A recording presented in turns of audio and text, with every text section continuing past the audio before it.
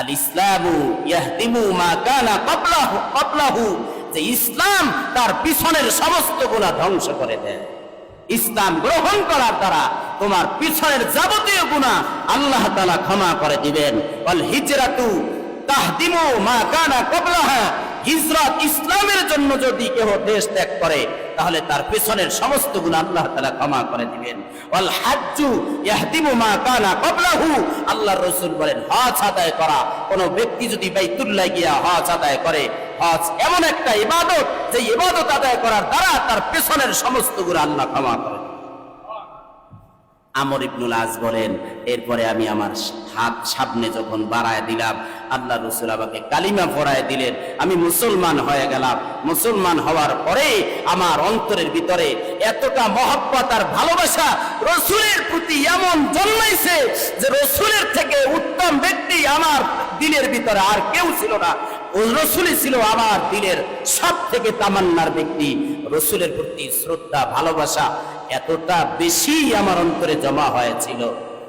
হে ছেলে, হে আব্দুল্লাহ, তুমি যদি বুঝতা যে আমার অন্তরের ভিতরে রাসূলের মহব্বত আর ভালোবাসা আর শ্রদ্ধাবোধ এতটা বেশি জন্মাইছে যে কখনো আমি রাসূলকে আমার দুই নয়ন দিয়ে আমি রাসূলের দিকে তাকাইতে পারি। আমার দিলের ভিতরে রাসূলের মহব্বত এতটা বেশি ছিল যে আমি চোখ ভরে রাসূলকে কখনো দেখতে পারতাম না। এজন্য আব্দুল্লাহ, এখন যদি এই মৃত্যুর সময় কোন ব্যক্তি যদি আমাকে জিজ্ঞাসা করে রাসূলের চেহারা কেমন ছিল, হাত মোবারক কেমন ছিল, রাসূলের দেহ মোবারক নিয়ে যদি কেউ জিজ্ঞাসা করে তার অবয়বের, তার গঠন প্রণালী কেমন ছিল, আমি সব বর্ণনা দেওয়া আমার কাছে সম্ভব না। মহব্বত কেমন ছিল, হায় যদি ওই সময় আমার মরণ হতো।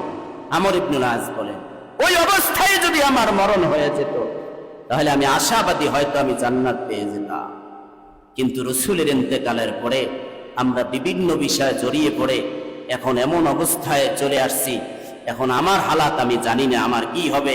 একজন সাহাবীর হালাত যদি এমন হয়, মৃত্যুর সময় যদি এমন হয়, তাহলে যেই যুবক ছেলেটা ফজর পড়ে না, 365 দিন একদিনও ফজর নামাজ পড়ে না, যেই যুবক ছেলেটা জোহর পড়ে না, ফজর পড়ে না, আসর পড়ে না, মাগরিব পড়ে না, শুধু অবাধ ভাবে চলাফেরা করে, যেই বান্দাটা আল্লাহ তাআলার বিধান মানে না, এই বান্দার মৃত্যুর সময় তার কি অবস্থাটা হবে যদি মানুষ চিন্তা করত, তাহলে কশিন কালো সে ফজর না পড়ে ঘুমাইতে পারত না। কথা ঠিক না? ঠিক।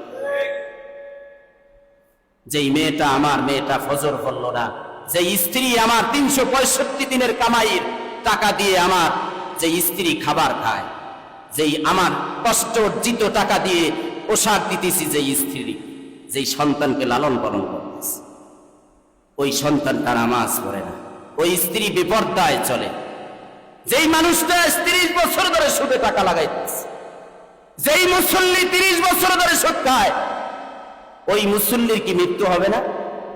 কথা বলেন না কেন? মৃত্যু হবে না? তার মৃত্যুর যন্ত্রণা আসবে না? আসবে। মানে আল্লাহই তো বলছেন, জাত সাকরাতুল মাউতি বিল হক, অবশ্যই সুনিশ্চিত মৃত্যু আসবেই, এতে কোনো সন্দেহ নাই। শুধু মৃত্যু আসবে না, মৃত্যুর সাথে কঠিন যন্ত্রণা আসবে। আমর ইবনুল আস বলেন, হায় ওই সময় যদি আমার মরণ হয়ে যেত তাহলে আমি জান্নাতি হয়ে যেতাম। কিন্তু এখন আল্লাহ রাসূলের ইন্তেকালের পরে আমাদের এমন অবস্থা হয়েছে, বিভিন্ন বিষয় আমরা মতলবকে জড়িয়ে পড়েছি, এখন না জানি আমার কি অবস্থা হবে। আমর ইবনুল আস কান্না করে করে তার সন্তান আব্দুল্লাহকে বলে, আব্দুল্লাহ, আমার যখন মরণ হয়ে যাবে তোমরা আমার পাশে থাকবে, আমার জানাজার পরে আমার কবরে আমার লাশটা যখন রাখবে তোমরা যাবে না, আমার কবরে মাটি আস্তে আস্তে ঢালবে, জোরে ঢালবে না, আস্তে আস্তে দিবে, এরপরে তোমরা যাবে না, সেখানে অবস্থান করবে আমার কবরের কাছে। আমর ইবনুল আস বলেন, ফয়জুল কালামের ভিতরে হাদিস লম্বা ঘটনা এসেছে। আমর ইবনুল আস বলেন, হে আব্দুল্লাহ, তোমরা সবাই অবস্থান করবে, কবরের কাছে মাটি আস্তে আস্তে দিবে। একটা উট জবাই করার পরে সেই গোশত বন্টন করতে যত সময় লাগে অত সময় পর্যন্ত আমার কবরের সামনে দাঁড়িয়ে থাকবে। কেন জানো? আমি কবরে যাওয়ার পরে আল্লাহর পক্ষ থেকে দুইজন যে দূত আসবে, মুনকার আর নাকির, ওই তাদের সুয়ালের জবাব যাতে আমি আতঙ্ক মুক্ত অবস্থায় তোমাদের উপস্থিতিতে আমি দিতে পারি। একজন সাহাবীর অবস্থা যদি এমন হয় কবরে, তাহলে যেই বান্দাটা ফজর পড়ল না, যেই মানুষটা 30 বছর ধরে বিড়ি খায়, যেই মানুষটা এখনো বুড়া হয়ে গেছে, দাড়ি সাদা, এখনো চায়ের দোকানে বসে ল্যাংটা উলাঙ্গুর ছবি দেখে, এর কি মৃত্যু আসবে না? কথা বলেন, মৃত্যু আসবে না? আল্লাহ রসুলেরও মৃত্যু যন্ত্রণা এসেছিল। আম্মা জান আয়েশার ঘরের ভিতরে রসুল, আম্মা জান আয়েশার কোলের ভিতরে রসুল শোয়া, বুকের ভিতরে আল্লাহ রসুলের স্ত্রী আয়েশার কোলের ভিতরে মাথা রেখে আল্লাহ রসুল ঘুমাইতেছেন।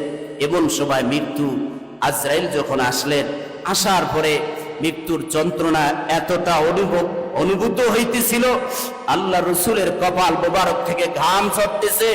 আম্মা জান আয়েশা বলেন, এই অবস্থা দেখে আমি একটা পাত্রের ভিতরে পানি রসুলের সামনে এনে দিলাম। রসুল সেই পানি বারবার পানির পাত্রের ভিতরে হাত রাখতেছেন আর কপালে কপাল বুঝতেছেন, বারবার পানির পাত্রের ভিতরে হাত রাখেন আর কপাল বুঝতেছেন আর আল্লাহর কাছে দোয়া করতেছেন, আল্লাহুম্মা আইনি, আল্লাহুম্মা আইনি সাখরাতাল মাউত, হে আল্লাহ এই মৃত্যুর যন্ত্রণার এই যে কঠিন সময় তুমি আমাকে সহযোগিতা করো, তুমি আমাকে সাহায্য করো। যিনি যেই মাহবুব, যেই হাবিবের অবস্থা মৃত্যুর সময় যদি এতটা কঠিন হয়, আল্লাহ রসুল তো কান্না করতেছেন, না জানি আমার উম্মতের মৃত্যুর সময় কতটা কঠিন হবে, কতটা কষ্ট হবে। রসুলের যদি এমন অবস্থা হয়, তাহলে যেই উম্মতটা ফজর পড়ে নাই, ওর মৃত্যুর সময় কি হবে? যেই উম্মত জোহর পড়ে না, ওর মৃত্যুর সময় কেমন অবস্থা হবে? যেই উম্মত আসর পড়ে না, ওর মৃত্যুর সময় ওর কেমন অবস্থা হবে? যেই রসুলের উম্মতটা পুরা জিন্দেগিটা সুদ ঘুষ দিয়া কাটাইলো, বিপর্যয় চললো, ওই ব্যক্তির মৃত্যুর সময় তার অবস্থাটা কেমন হবে?